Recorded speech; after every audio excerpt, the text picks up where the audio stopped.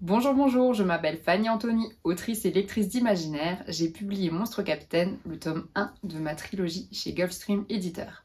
Ici, je vous propose de découvrir les coulisses de l'écriture, les coulisses des doutes, des grosses crises existentielles. Et aujourd'hui, j'ai décidé de vous parler de mon inspiration et de la façon dont la lecture influence mon écriture, et encore plus maintenant que je suis autrice. Je me suis rendu compte que, au fur et à mesure que je me formais en écriture, ça a un peu bouleversé mes habitudes de lecture parce que je me suis rendu compte que j'avais une lecture beaucoup plus analytique. Un peu comme la différence entre prendre un livre parce qu'en fait on doit le lire pour les cours et on essaye de retenir des choses, de remarquer des choses dans la plume de l'auteur, dans le schéma narratif, dans les personnages, et la lecture purement plaisir qui va nous accompagner dans les transports en commun. Et je me rends compte petit à petit que finalement, quand je suis en panne d'écriture ou quand je suis en difficulté sur un point particulier, je me rends compte que mes habitudes de lecture changent parce que je vais lire avec ce filtre de cette difficulté-là. Donc par exemple, je me rends compte que, je sais pas, l'arc de transformation de mes personnages est un peu faible. Et bah, naturellement, quand je vais lire un livre, je vais regarder en fait comment est ficelé l'arc de transformation du personnage pour voir ce que je peux en tirer. Et donc j'ai décidé aujourd'hui de vous faire une petite compilation des différents thèmes que j'ai voulu travailler et des lectures qui m'ont été le plus utiles, en espérant qu'elles seront utiles à vous aussi. Je vais être honnête avec vous, cette vidéo va être surtout utile aux personnes qui écrivent de la fantasy, du fantastique, de la science-fiction, en tout cas de l'imaginaire, parce que ma sélection c'est 100% imaginaire. Et d'ailleurs, le premier point que je vais aborder, il s'agit du world building. Le world building, pourquoi ça m'intéresse? Parce que au début de mes projets, j'avais une vision du world building très encyclopédique.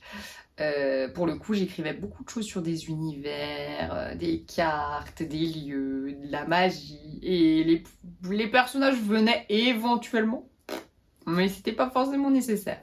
Et donc, plus je me suis formée, plus je me suis rendu compte de plutôt l'importance de partir de mes personnages pour nourrir l'intrigue et pour que l'univers nourrisse mes personnages et les mettre dans un contexte où les enjeux sont intéressants pour mes personnages. Il y a 3 livres que je vous recommanderais de lire si vous voulez en savoir plus sur comment utiliser le world building d'une façon pertinente. Il y a d'abord Les Archipels engloutis.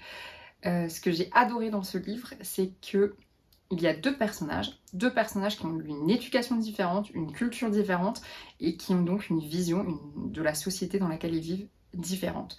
Donc ça donne un world building pas du tout lisse parce qu'on va s'interroger sur qui c'est quoi, où est la vérité, qui devrait un petit peu ouvrir les yeux, qui se rend compte de certaines choses, qui préfère vivre dans le déni. Et toutes ces questions qu'on se pose autour du world building, c'est super intéressant parce que c'est pas quelque chose qu'on nous donne avec une liste de choses à savoir sur cet univers, parce qu'on va se retrouver dans une position où on questionne ce qu'on sait et ce que savent les personnages. Donc c'est super intéressant. Shades of Magic, ce que j'ai adoré dans Shades of Magic, c'est qu'on va retrouver 3 Londres.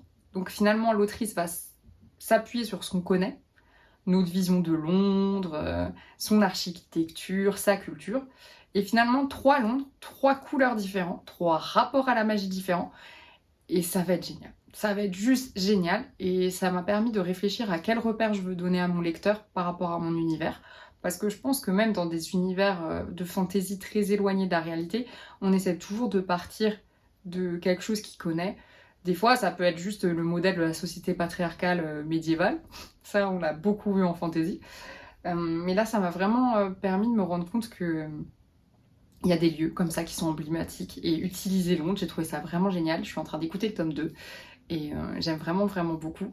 Surtout qu'une fois de plus, là on a 2 personnages qui viennent de 2 Londres différents, qui vont avoir un rapport à la magie différent, et ça suscite beaucoup d'émerveillement et beaucoup de questionnements et j'ai adoré.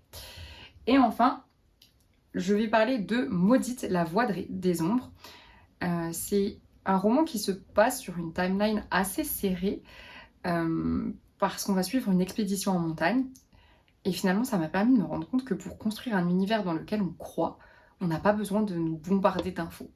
Parce que finalement, on connaît les enjeux de la quête dans cette montagne, on connaît les légendes et les croyances de cette micro-société, mais on ne sait pas en quelle mesure vraiment comment ça s'inscrit dans le monde. Il y a plein de choses comme ça qui sont à peine dessinées, et finalement ça marche énormément. Je veux dire, on croit en ces légendes, on a envie de savoir comment ils vont y arriver, ou comment ils vont échouer, mais on a envie de savoir ce qui va se passer.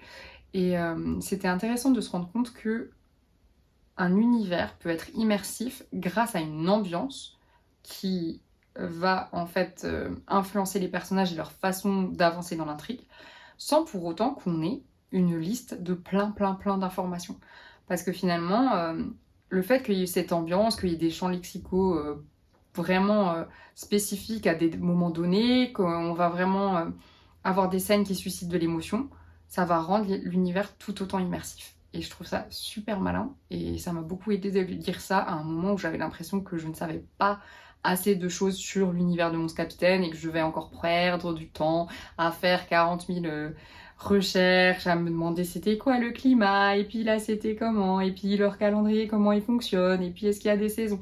Ça m'a permis un peu à un moment de me dire réfléchis plutôt en termes d'ambiance, et parce que l'ambiance c'est aussi ce qui va permettre de créer une arène du récit vivante pour les personnages. En parlant des personnages, sur le terme des arcs de transformation des personnages, je vais à nouveau vous parler de 3 romans qui m'ont bien aidé. Il y a d'abord La sorcière et le protecteur, qui est une romantaisie, et c'est pour ça que je le mets ici, parce que j'aime bien l'idée de se rendre compte que, à travers une rencontre, un arc de transformation de personnage peut être facilité ou au contraire entravé. Là, on va avoir 2 personnages qui sont à un point A de leur vie, ils vont se rencontrer et chacun va permettre à l'autre de prendre conscience de fêlures, prendre conscience de marge de progrès qu'ils vont avoir dans leur relation, dans leur expression des sentiments, dans la façon dont ils se considèrent, dans la façon dont ils ont confiance en eux. Et j'adore le fait que l'arc de transformation, un des accélérateurs à particules, soit justement la construction d'une relation, que ce soit amicale ou amoureuse. Et ça marche terriblement bien dans La sorcière et le protecteur, j'adore. Je pense que je pense que c'est dans mon top 3 des couples préférés en fiction. Et tout simplement parce que ça fait écho avec la vraie vie, parce que je pense que pour toutes les personnes qui ont été en couple plus ou moins longtemps, elles se rendront compte que le fait de s'être mis en couple avec une personne, ça a pu chambouler des croyances, que ça a pu nous permettre de nous rendre compte de choses qu'on avait envie de travailler sur nous, de choses qu'on avait envie de voir évoluer, de choix qui ont été différents. Et j'ai trouvé vraiment que La sorcière et le protecteur mettaient vraiment bien ça en avant. Il y a aussi les Chroniques lunaires de Marissa Meyer. Et là, j'ai vraiment aimé parce qu'on part quand même d'une réécriture de conte où on va retrouver Cendrillon, on va retrouver le petit chaperon rouge, on va retrouver Réponse. Donc vraiment des archétypes de princesses. Donc on va attendre des choses de ces archétypes. Et ça va rendre l'arc de transformation encore plus chouette. Parce que on va s'attendre à certaines choses, il va se passer pas ce qu'on pense qu'il va se passer. Et c'est vraiment chouette de pouvoir s'appuyer justement sur des archétypes pour retourner les choses et utiliser ça comme un tremplin pour leur arc de transformation. J'ai trouvé ça vraiment chouette, et c'est une saga très longue, surtout le dernier tome qui est... Et pourtant je sais que je vais la relire, parce que justement j'ai adoré voir les héroïnes évoluer. Et enfin il y a Tress et la mère Émeraude. Pourquoi j'ai aimé cet arc de transformation? Parce que c'est un arc de transformation qui est déclenché cette fois-ci par une quête, le fait de partir à l'aventure. Et ça, c'est quelque chose que je voulais regarder de plus près, étant donné que c'est un peu le point de départ de Monstre Capitaine, notamment pour mon personnage féminin, qui va se retrouver à devoir justement partir à l'aventure. Et j'aime beaucoup ça, dans le chemin et le cheminement du héros, un arc de transformation enclenché par un contexte qui change du tout au tout et qui va forcer le personnage à se poser des questions sur lui-même et à chercher à dépasser ce qu'il pensait de lui-même. J'adore ces quêtes émancipatrices qui permettent de se rendre compte à quel point on peut être libre, à quel point on peut être indépendant, à quel point on peut déjà se reposer sur toutes nos compétences. Et le fait d'être plongé dans des situations extrêmes, dans des situations avec beaucoup plus de danger, se rendre compte qu'on répond présent et qu'on est là et on y arrive, c'est vraiment quelque chose qui est un moteur dans un arc de transformation que j'aime beaucoup. Troisième point que je souhaite aborder, la manière de raconter, de conter. 3 romans de nouveau dont je veux vous parler. D'abord, Silverton. Pourquoi je vous parle de Silverton? Parce que Silverton se passe dans un contexte historique et géographique très particulier.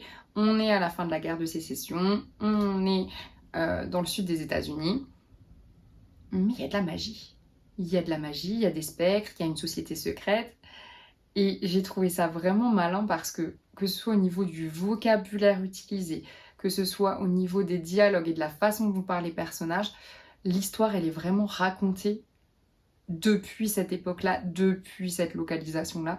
Et ça nous plonge directement dans une ambiance particulière qui va faire qu'on va à aucun moment questionner la véracité de ce qui nous est raconté. On a l'impression qu'on nous raconte un passé alternatif, pas si alternatif que ça.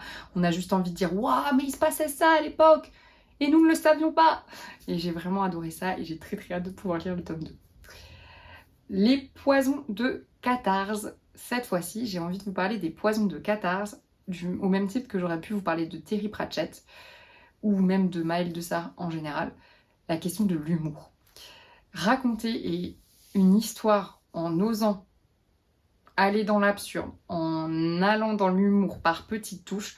Pour moi, les poisons de Catarse et les Terry Pratchett sont des écoles. Vraiment à lire pour voir quelles petites touches on peut mettre par-ci par-là, quel levier on peut actionner par-ci par-là, et qu'est-ce que ça donne comme ton général à notre fantaisie. J'ai trouvé ça extrêmement malin, et ça permet aussi de se rendre compte que l'humour, ça peut être utilisé pour d'autres choses que faire rire. Il y a vraiment le côté... pousser à l'absurde pour critiquer en fait des faits de la société ou critiquer des réactions des personnages que j'ai trouvé vraiment génial. Donc ça m'a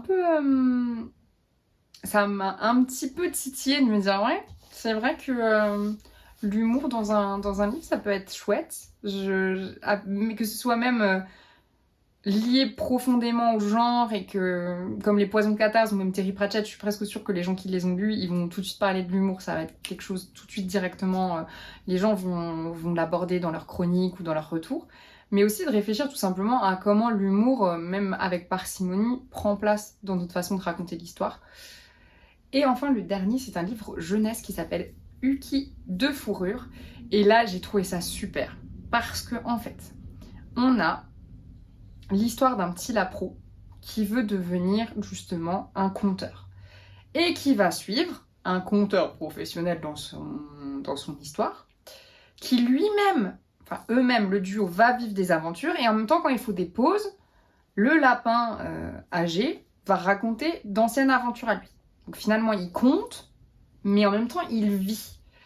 Et c'est super intéressant de se poser la question qui raconte l'histoire, si ça peut être même un personnage qui vit les choses, et depuis quand il raconte l'histoire. Parce que j'ai trouvé ça super intéressant de se rendre compte que un lapin qui raconte une histoire qu'il a vécue, bon déjà on sait qu'il a survécu, mais le fait que s'entremêle l'identité du petit lapin qu'il était jeune et du lapin plus vieux qui a de l'expérience, ça peut mêler en fait les points de vue qu'il peut avoir sur l'histoire. Une histoire très immersive avec plein d'actions, plein de péripéties et en même temps cette voix de la sagesse de se dire ah j'ai vécu ça et j'ai appris ça. Et c'est super intéressant et j'ai lu le tome 1 et le tome 2 et pour vous dire c'est vraiment... franchement c'est du jeunesse, très très jeunesse, je pense que c'est du plus 10 ans. Mais le tome 2 est sorti, je l'ai acheté tout de suite et je l'ai lu tout de suite et je pense que le tome 3 ça va faire pareil. Je suis à fond dans ces petites aventures des lapinous, quoi. Et enfin, la dernière partie, la gestion des points de vue. En fantasy, en imaginaire, on a souvent une multitude de points de vue, voire des romans chorales, choisir à la première personne, point de vue externe, point de vue interne, point de vue omniscient, blablabla. Si vous voulez en savoir plus là-dessus, je vous conseille de regarder la vidéo que je vous mettrai en barre d'infos ou le club qui parle d'écriture sans fil par des points de vue, parce que moi ça m'a vraiment aidé. Surtout que là en ce moment j'ai un projet en tête et je bloque, et je me suis rendu compte que le problème du blocage venait justement que j'arrivais pas à me décider sur un point de vue et une voix. Donc cet épisode est super intéressant, je vous mets ça en barre d'infos. Et en même temps j'ai lu 3 romans qui aident vraiment beaucoup sur la question des points de vue. Il y a déjà Absolu, Absolu, ce que je trouve super intéressant, c'est que Margot de Seine l'a dit d'elle-même, c'est qu'elle a bloqué au début de l'écriture du roman parce qu'elle s'est rendue compte très tardivement qu'elle n'avait pas besoin d'un seul narrateur, mais de 7. Et j'ai trouvé ça super intéressant que ça fasse partie du processus créatif pour débloquer quelque chose. Et ça m'a donné envie de tester, en fait. Pour Monstre Capitaine, pour être tout à fait honnête, à la base, il y avait juste ma protagoniste féminine. Et en fait, je me suis rendu compte qu'il me manquait une moitié de l'aspect de l'intrigue. Et c'est comme ça que Leven, mon personnage masculin, est arrivé. Et dans le tome 2, vu qu'il y a eu cette question de se poser du point de vue aussi du grand méchant de l'histoire pour qu'on accède aussi à sa vision du monde, je me suis aussi retrouvée à écrire des chapitres du point de vue du grand méchant. Et en même temps, je me suis dit, Fanny, t'arrives à la fin du tome 1, t'essaies de montrer que c'est une histoire d'émancipation des dragons, du monde aquatique, des animaux, et en fait, tu leur donnes pas de voix. Et donc, c'est comme ça que je me suis retrouvée avec le tome 2, avec des chapitres du point de vue de Seablith et de Tardeith, qui sont mes 2 dragons. Donc, c'est finalement se poser la question de qui met sa pierre à l'édifice dans l'histoire, qui m'a influencée sur comment choisir les bons personnages. Et c'est toute cette réflexion de Margot de Seine autour d'Absolu dans ses podcasts qui m'a vraiment aidée à me poser moi-même les mêmes questions. 2 autres romans dont je veux parler, il y a Le Prieuré de l'Oranger. Et celui-là, j'en parle parce que je pense qu'on sous-estime l'impact de la multiplication des points de vue géographiques, la façon dont ça peut aider notre intrigue. Parce que souvent, on pense roman choral, on se dit chouette, on va avoir des scènes, mais vu du point de vue de l'un et du point de vue de l'autre, et ça va nous permettre en fait de nous rendre compte des différences et de nous rendre compte comment ça avance, et on va se poser les questions de qui est-ce qui sait quoi, et ça va être génial. Sauf que là, dans le Prieuré de l'Oranger, on a des personnages qui sont très peu de temps ensemble, qui sont carrément à des endroits de la carte totalement différents, où il va y avoir ce va-et-vient de ils sont au même endroit, ils sont séparés, ils ont des informations, ils vivent des histoires. Et il y a plein de choses où au final, quand on arrive à la fin, le lecteur sait, mais les autres personnages ne savent pas tout des personnages. Donc je trouve ça chouette de se dire que ça fonctionne un peu comme un puzzle, mais qui serait à différents endroits d'une pièce, et où finalement, comme le lecteur est vraiment tout en haut, lui, il voit le puzzle complet, alors que chaque personnage est avec sa petite poignée de pièces, et donc lui, il n'a pas forcément toutes les clés. Et je trouvais ça super intelligent, la façon dont ça avait été utilisé. Et enfin, le dernier livre dont je veux parler, c'est La Geste du 6e Royaume. Et là, moi, ce que j'ai adoré, c'est l'utilisation des points de vue avec des chapitres de différentes tailles qui sont utilisés pour vraiment dynamiser le récit. Il nous pond des trucs, des fois, à la fin de chapitre, on se dit « Quoi ?» Et après, on pioche derrière, là, on tourne, on est là. C'est une blague, faut que je lise encore 5 chapitres pour retrouver ce personnage, pour savoir ce qui lui arrive. Et ça, qu'est-ce que c'est bien. Qu'est-ce que c'est bien. Et en plus, le fait qu'il n'ait pas forcément un carcan de nombre de pages par chapitre, ça permet aussi des fois de mettre un petit coup de dynamisme avec, je sais pas, un personnage qui va être un peu plus contemplatif et juste après un personnage qui est en train de vivre beaucoup d'aventures, beaucoup de péripéties, où ça va être beaucoup plus rapide. Et vraiment, si vous vous posez la question de comment gérer les points de vue et l'alternance des points de vue pour dynamiser votre récit, La Geste du 6e Royaume pourra être une leçon de maître. Voilà, cette vidéo est déjà terminée. J'espère qu'elle vous aura plu et qu'elle vous aura donné envie de lire certains livres et de lire d'autres livres autrement. Là, j'ai vraiment choisi une sélection de romans, mais je pense qu'en plus de cela, je pourrais faire une vidéo dédiée aux mangas, parce que les mangas m'ont tellement appris sur ma façon d'écrire. Je pense notamment à Fullmetal Alchemist et à One Piece, qui sont vraiment pour moi... Bref, ça a été des leçons d'écriture et des leçons de construction de personnages qui m'habitent encore maintenant. Et du coup, ça me fait vraiment plaisir quand j'ai des retours de lecteurs qui me disent que dans Monstre Capitaine, ils retrouvent une ambiance un peu shonen, comme ça, à chaque fois, je suis là. Merci. Tu valides, Petit Storm? Je sais pas si elle est dans le cadre. Est-ce que je vous ai offert la beauté de Petit Stormy? Hein? Bon, oui. En tout cas, vraiment, lisez. lisez différemment, mais n'oubliez pas aussi de vous évader et de garder vraiment cette lecture plaisir. Moi, c'est un peu ma frayeur maintenant, à force d'être comme ça, de baigner dans des podcasts ou des formations que j'écoute, d'être vraiment que dans de la lecture analytique. Donc voilà, on va essayer quand même de garder la lecture purement plaisir, purement contemplative et de me retrouver comme ça dans des univers que j'aime beaucoup. Et d'ailleurs, on a un univers que j'aime beaucoup, beaucoup, l'univers du café des bébés des dragons. Est-ce que vous avez vu passer cette sortie? Oui, c'est ça, le café des bébés dragons. Oui, il y avait des dragons, donc Fanny l'a acheté, forcément. N'hésitez pas à me dire en commentaire, vous, les livres qui sont pour vous des masterclass d'écriture, et j'irai voir ça avec plaisir. À bientôt pour une nouvelle vidéo. Ciao, ciao!